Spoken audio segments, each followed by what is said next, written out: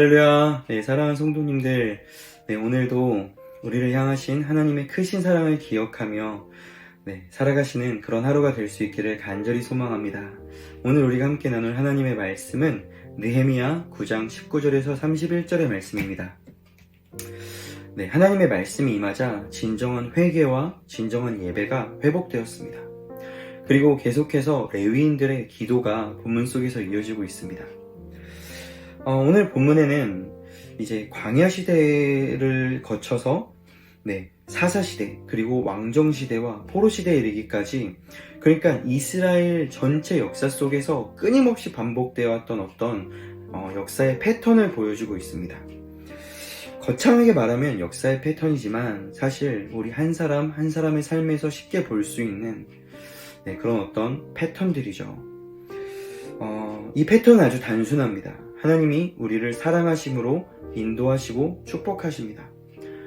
그럼에도 불구하고 하나님께 불순종하고 거역하는 하나님의 백성들, 그에 따른 징계를 내리시는 하나님, 또 징계 가운데 용서를 구하며 하나님을 향해 부르짖는 백성들, 그 백성들을 향한 긍휼한 마음으로 용서하시고 자비를 베푸시는 하나님. 여기서 끝이면 좋겠지만 백성들은 또다시 불순종하고 거역하고 범죄하죠. 이런 다람쥐 쳇바퀴 돌아가는 것과 같은 그런 역사의 패턴들, 우리의 삶에서 혹시 내가 이렇게 하고 있진 않나 한번 생각해 보실 수 있기를 간절히 소망합니다. 우리 부모들로서 우리 자녀들을 볼 때 아무리 말을 해도 고쳐지지 않고 듣지 않고 그렇게 되는 영역들이 하나씩은 있을 것입니다. 그럼 우리 너무 답답하고 마음이 상하고 때론 실망도 되고 그래서 포기하고 싶은 그런 순간들도 어떤 분들은 경험해 보셨을 거예요. 그런 관점에서 계속해서 이렇게 말을 듣지 않고 거역하는 이 하나님의 백성들을 하나님께서 보실 때 진작 포기하고도 남을 법한 이 백성들은 하나님은 왜 끝까지 붙들고 계시는가? 그것은 다른 것이 아니라 우리를 향한 하나님의 사랑이 크고 위대하시기 때문입니다. 그분 안에 우리를 향한 긍휼과 사랑과 자비가 있는데, 우리가 저지르는 죄와 연약함보다 훨씬 더 커서 그 모든 죄들을 다 덮어버리고도 남는 그 사랑이 우리 하나님에게 있기 때문이에요. 그리고 하나님은 오래 참으시는 분이시죠.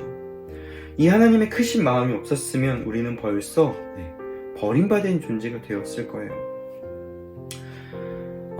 그런데 오늘 본문 31절에 보면 이런 말씀이 있습니다. 주의 크신 긍휼로 그들을 아주 멸하지 아니하시며 버리지도 아니하셨사오니 주는 은혜로우시고 불쌍히 여기시는 하나님이십니다.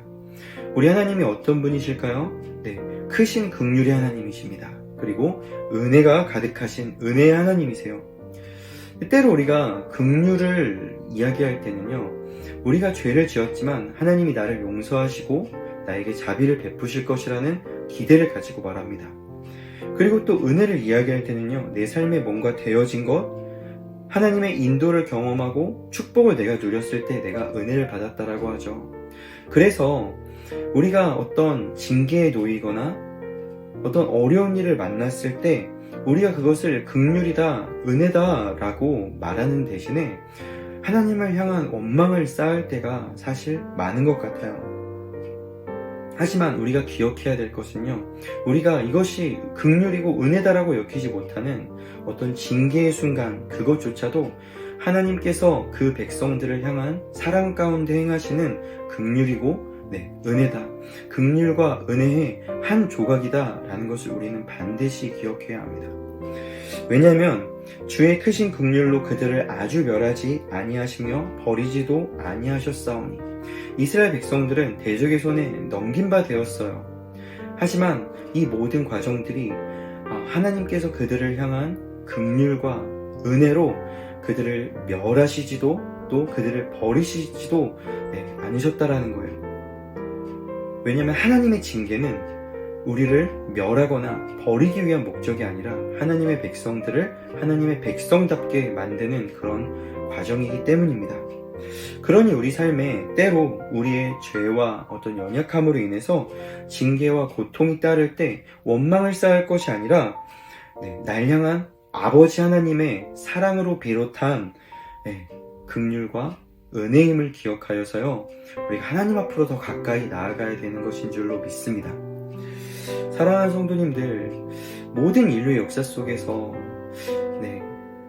하나님의 마음을 참 우리는 아프게 했습니다. 계속해서 범죄해왔고 끝없이 범죄가 이어왔습니다. 하지만 그것보다 더 큰 하나님의 크신 긍휼과 사랑과 자비가요, 우리의 모든 죄들을 덮어서 지금까지도 우리는 하나님의 자녀로 인정받고 대우받고 그 하나님의 사랑 가운데 살아가고 있는 것을 우리는 너무 축복이라고 여겨야 됩니다. 그렇다면 이 땅을 살아가는 우리들에게 주어진 일들은 무엇일까요? 물론 우리의 부르심이 있습니다. 선교도 해야 되고 사역도 해야 되고 봉사도 해야 합니다. 하지만 오늘 말씀을 묵상하면서 성도님들, 우리 안에 이런 마음이 생겼으면 좋겠습니다. 역사 속에서 끝없이 반복되어서 하나님의 마음을 아프게 해왔었던 이 패턴들, 죄 짓고 징계를 받고 용서를 구하고 용서받고 그래도 또 죄를 짓고 이런 어떤 패턴들이 적어도 내 삶에서만은 이제는 끊어지기를 바라는 그 마음이, 삶의 결단이 우리에게 있었으면 좋겠습니다. 혹시 이스라엘 백성들의 삶에서 볼 수 있었던 이 패턴이 혹시 지금 나의 모습은 아닙니까? 내가 범죄해도 하나님이 나를 결국 용서해 주실 거야 라는 마음으로 죄를 가볍게 여기고 있진 않습니까? 우리는 이러한 삶을 나에 대해서 끊어내야 합니다. 날 향한 하나님의 크신 자비와 긍휼과 사랑을 기억하고 또 백성들이 범죄할 때 그 하나님의 찢어지시는 그 마음을 우리가 기억하여서요, 어떻게 하면 하나님의 말씀을 따라 살아갈지, 어떻게 하면 주님의 마음을 아프시게 하는 일 대신에 주님의 기쁨이 되는 삶을 살아낼 수 있을지 우리가 하나님의 마음으로 오늘 하루를 살아내셨으면 좋겠습니다. 오늘도 이 마음으로 살아가는 가운데 말씀이 우리를 붙들고 주님이 우리를 붙들어서 반드시 승리할 줄로 믿습니다. 오늘도 승리하십시오.